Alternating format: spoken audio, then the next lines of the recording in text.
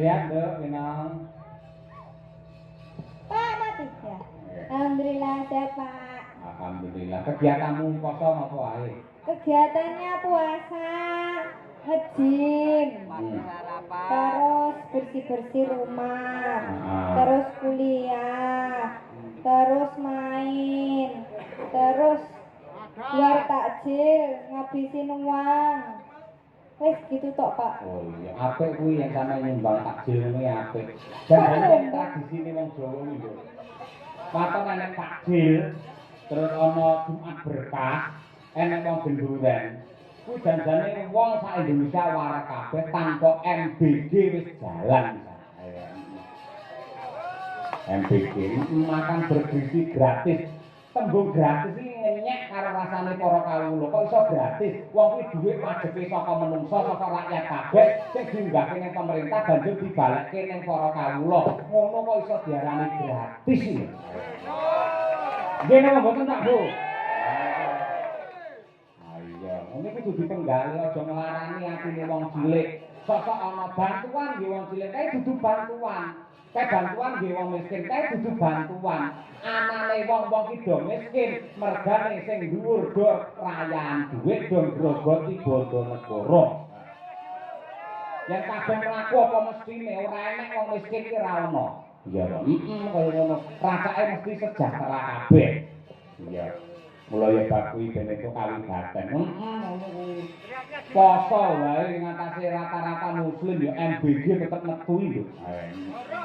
Jare kon sing ra Islam yo mangane karo ndelik. Yen sing poso go mulih. Anakku tau nggo mulih kuwi makanan MBG. Teko omah ya ampun, gedange nganti kaya utah-utahan. Lah iya ngono kuwi. Kaya ngono kuwi. Tur akeh anggaran yang dipangkas termasuk ADD, anggaran dana desa. Kuwi saiki dipangkas. Akhire akeh wilayah-wilayah sing do ora gelem nanggap wayang mergo ora duwe anggaran. Yen nganti desa-desa ora wayangan, akhire sing mrongo senimane. Nggih napa mboten? Iki rata-rata iki pancen sepi kabeh ya. Sepi kabeh. Wis tak pantau dalang kae. Biasa. Dalang kae biasa. Awake dhewe tetep mending lho. Ayo. Bersyukur. Ayo. Yo, Birgita Ayu. Nggih, Pak. Selamat malam. Selamat malam. Jenengan ora muslim ya? Mboten. Poso iki ya. Mboten, Pak.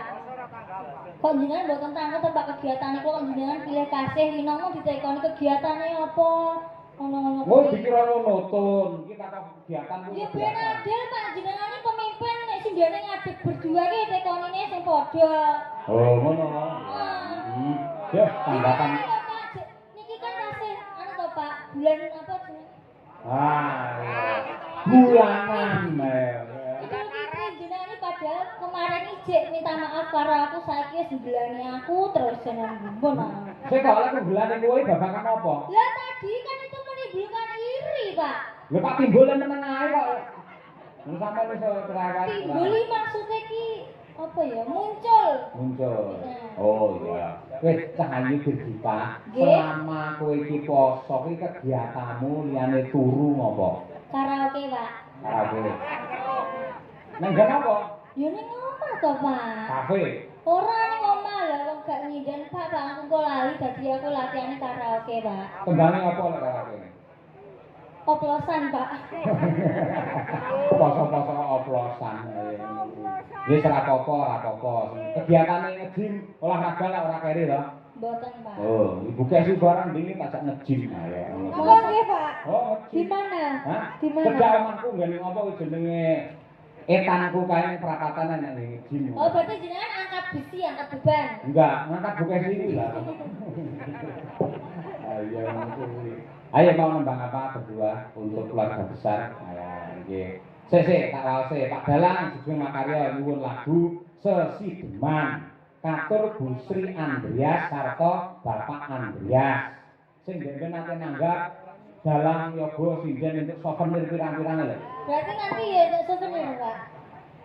Terus takon jadi sinden kok kere. Ya makanya, Pak. Wis diparingi kok ya aneh-aneh. Saking kula keluarga Bapak Mailan Hendar Prasetyo saking Jakarta. Niku ugi Ki Sunaryo ketua apa ki? Sanggar Cermo Laras Ciledug Tangerang. Nah, kuwi Sesideman. Cermo itu nak itu apa, Pak? Lulang. Hah? Lulang. Oh, udah. Terus, Pak, Sesideman terus. Terus piye maksudnya? Loh, biasanya kan ada sawerannya. Picek ora nek apa-apane. Ngene karo saweran kok iyip bae ora. Bohong, Pak. Ben nggak mungkin loh Pak Hendar tuh ngasih surat cuma-cuma tuh nggak mungkin nggak sih? Ya Allah, iki lho nek apa-apane kabeh nek apa-apane. Nun saya Pak Hendar tinimbang kula dikuya-kuya sinden rakyatan sampes mau paringi Bapak nggih Pak. Malah remis kabeh ora. Bercanda, Pak. Bercanda ya nggih. Ya diwiwiti sing sepuh. Sinten, Pak? Sing tuwa sapa ya? Kula 17-an, Pak. 17-an.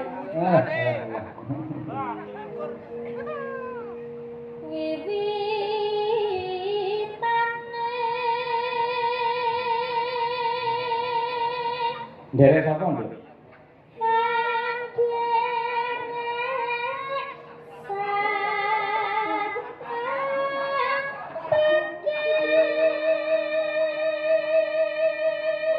Iki pinter, yen nderek Pak Cahyo malah ngene. Priya sing piye, Nduk?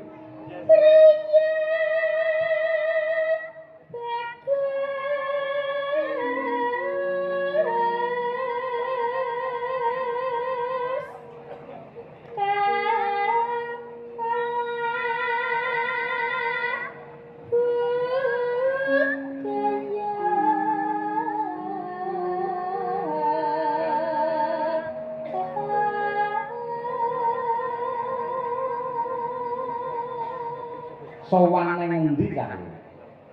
Boyolali.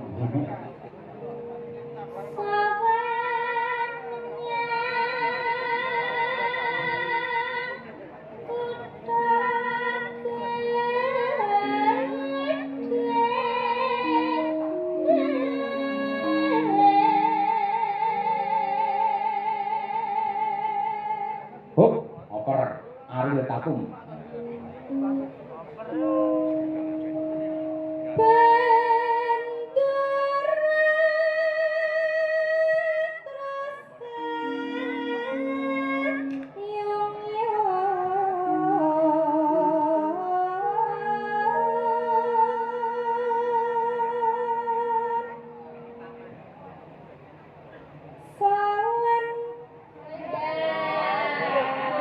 Salah dhek ta. Engko sing salahne aku, salahe ora tanggapan. Oh, sing ya boleh salah. Sing salah mesti aku mbiyen. Salahe sepi. Kok dibong lho, Pak?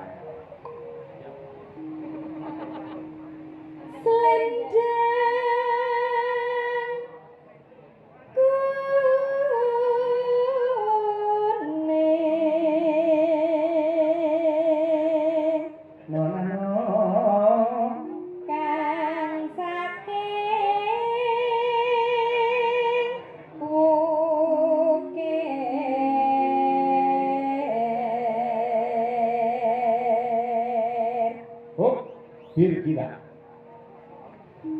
Suara kurang permai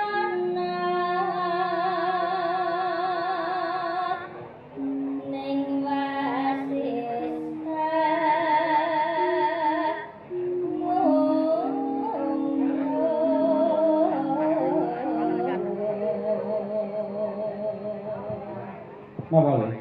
Oh, tanda tangan. Nggih. Kaya napa niki jeneng? Betara Guru. Betara Guru ya adik siapa? Betara Guru ki adike Pak Betara Dosen. Ya. Ditanda tangan ngendi iki? Nggih sapi niki. Nggih, niki lho.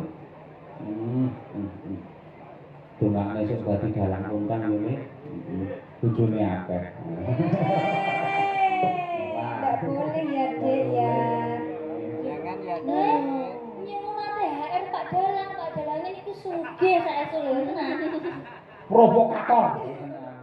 Nah nggih, mosok sampean gur nyuwun tanda tangan tok. Sampeyan ngene tanda tangan apa duwe? Tanda tangan sik. Niki Mas. Sampeyan tanda iki rumono Bir. Nggih, Rumono. nggih. Iki iki sing ikhlas. Sampeyan tanda tangan karo dhuwit milih ndi?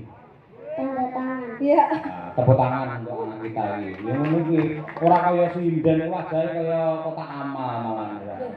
Lah dhuwit kuwi penting, sama nek nang dhuwit ora iso tembas iki lho. Aja nggugu omongane gurun cecek. Gurun kiran-kiran cilik ning gateli. Tapi jenengan yo mbok yo sing anu to Pak, mosok ada anak kecil gak dikasih apresiasi. Aja cekel-cekel lho Pak. Ya, satu. Susuk 80. Ayo. Ini iki lagi buka dasar jaluk. Iya. Anu, bro. Sinten? Anu. Angun remaran bendara. Anu.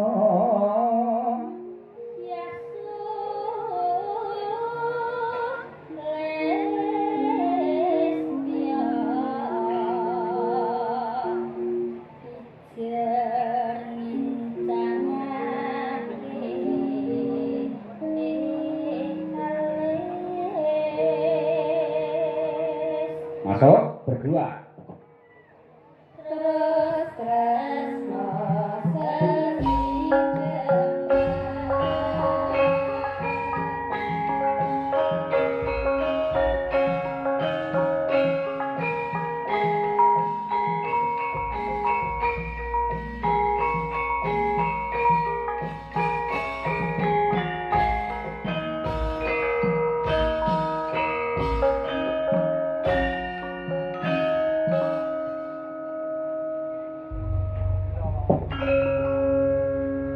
Oke.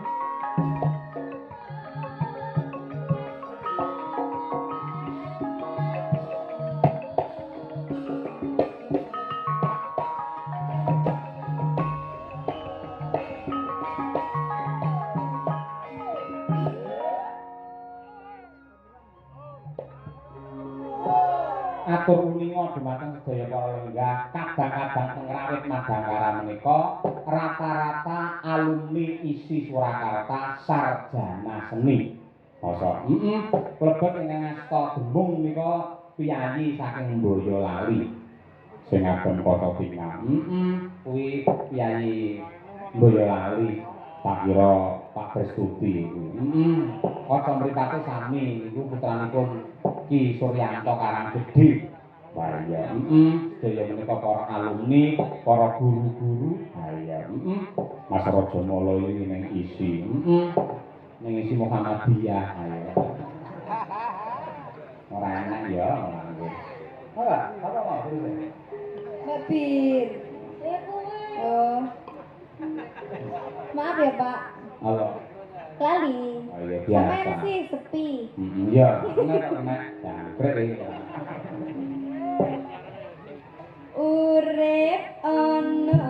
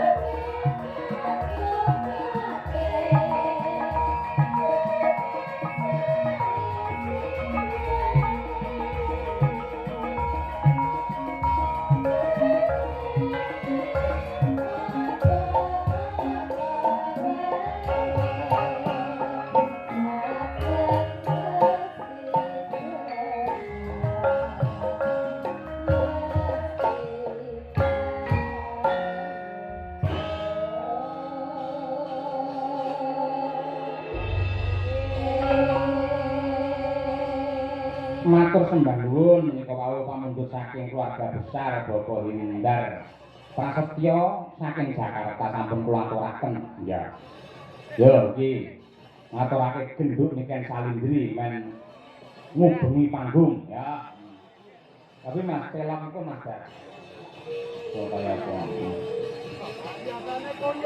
Pur nangis sajroning ati.